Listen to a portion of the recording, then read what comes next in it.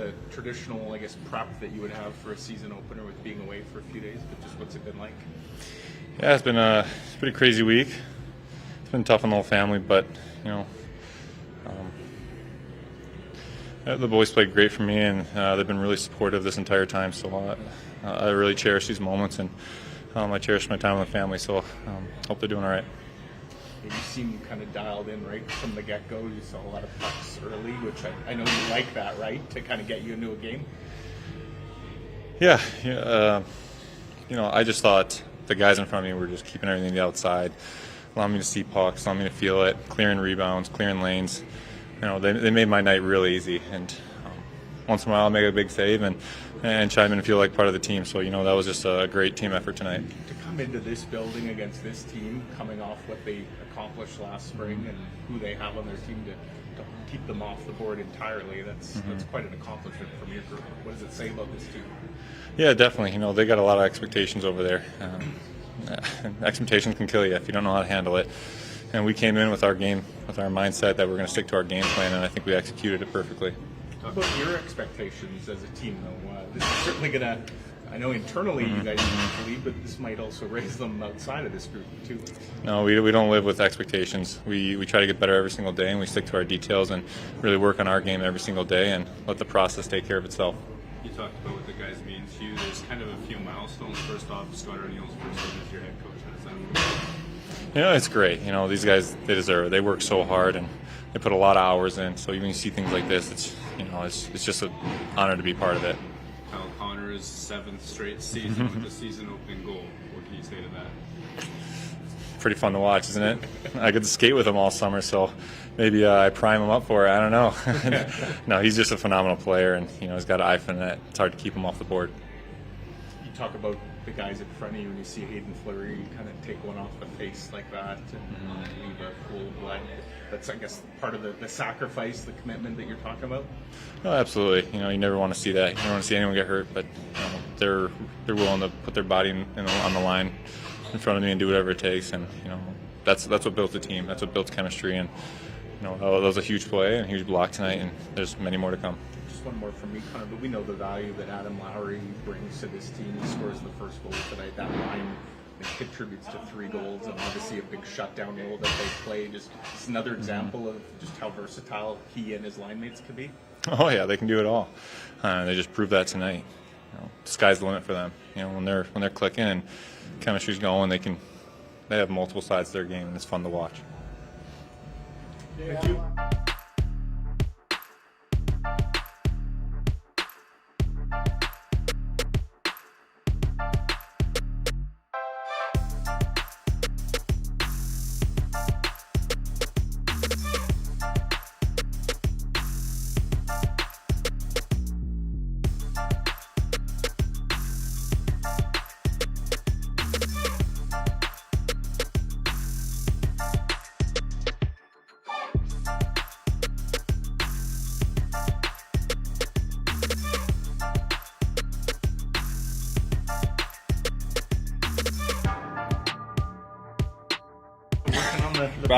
Basketball. Okay. Yeah, off the glass and in.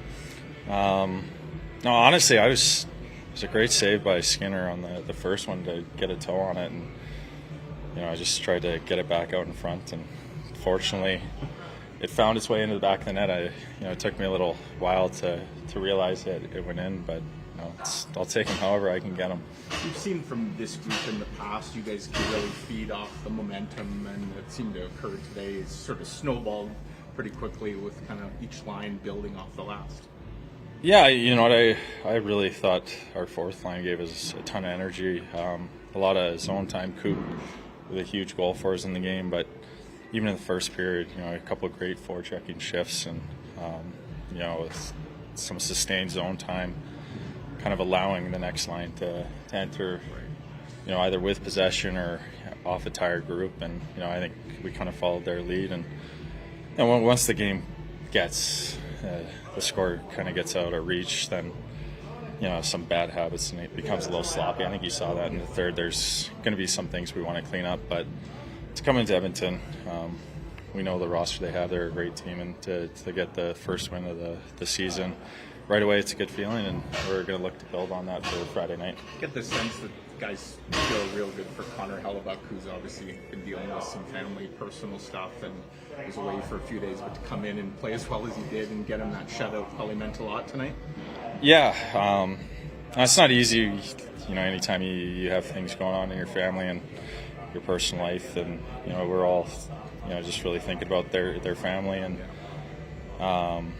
but to be away with the team, and obviously family comes first, but to come back and to have the game he did, he's been so incredible throughout his career for us, and we don't expect any different, but under the circumstances, I think it's extra special. I'm glad we were able to preserve the shutout for him, and we're just really happy that he was able to do this tonight, and we're going to continue kind of just trying to support him however we can.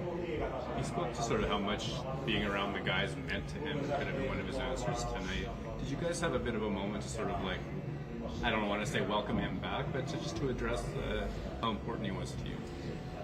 I think that happened more so yesterday when he comes back.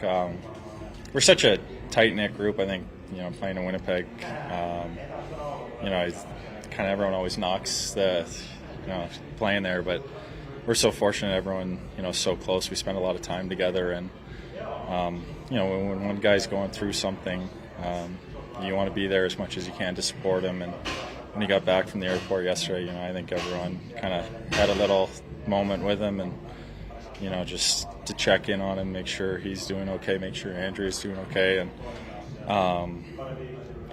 I think that's one of the great things about playing in one of the smaller markets is it's a tight knit community, and in turn kind of makes us a tight knit team. So like I said earlier, it's he's such an important piece for our team, but family's so important that we just want to be there for him any way we can. To your point about that, Adam, safe to say that maybe the guys on the bench were as excited or more excited when Rasmus gets his first as a Jet than probably he was? Yeah, Arnie was even surprised when we said that's his first as a Jet. So, but I think it was. Looking back last year, you ask him. There was an adjustment period. He kind of in and out of the lineup. He gets hurt, and he kind of. It's not that he had trouble finding his footing, but we were playing so well. It was tough to find minutes, and he's such a good person. You kind of would never know that he's.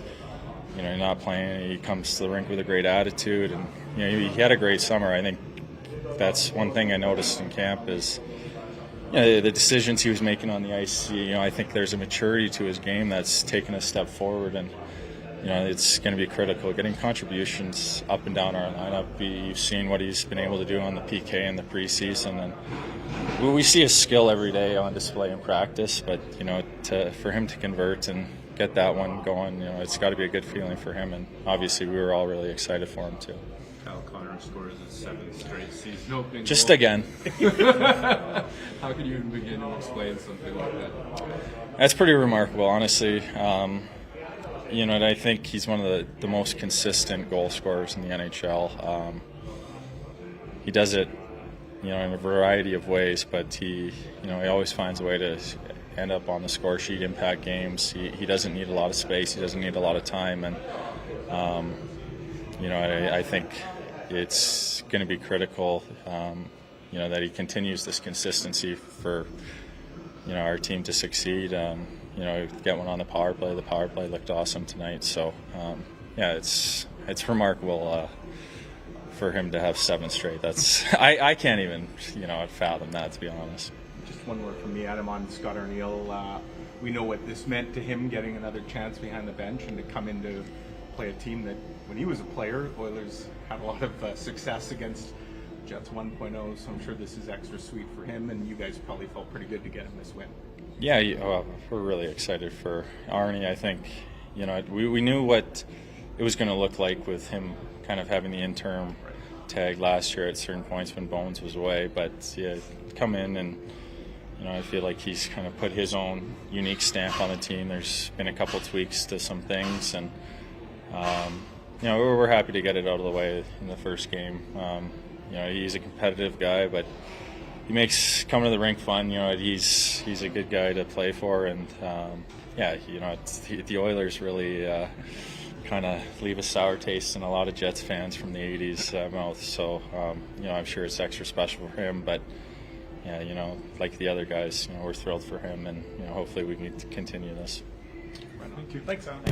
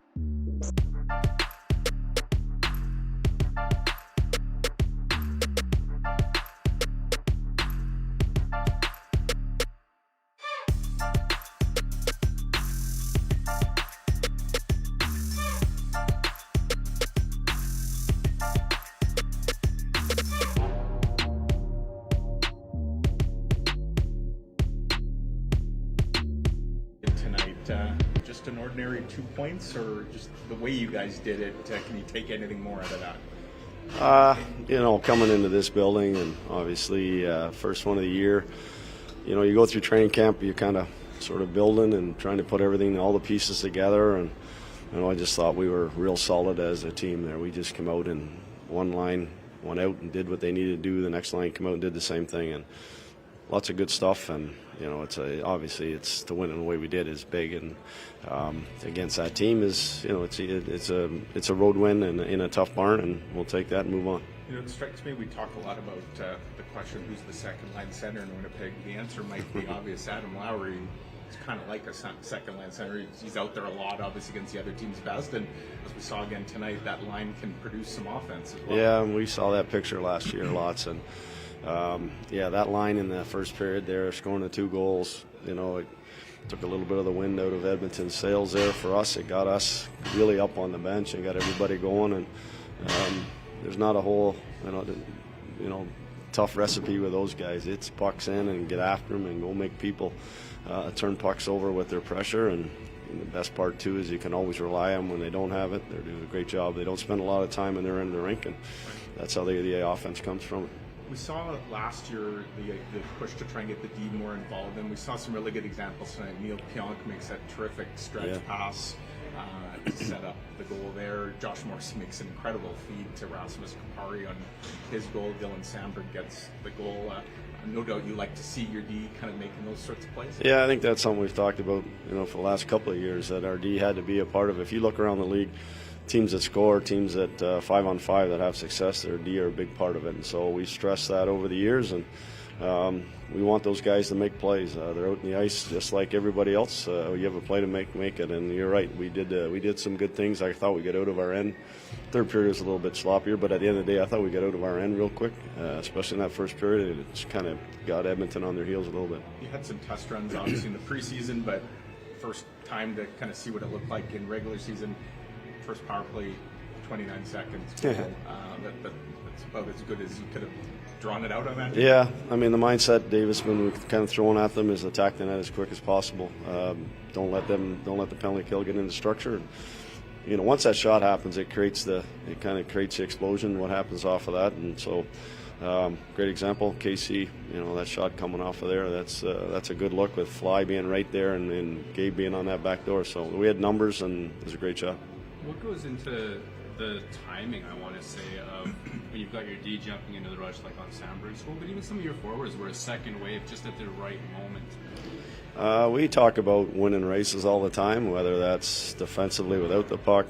But we talk about lots about, you beat guys up the ice. The other team, if they get two guys caught low in your end of the rink, maybe below the goal line, sometimes three. That goal of Sandberg's, our four guys beat their, pretty much their three forwards up the ice, and that's what you have to do.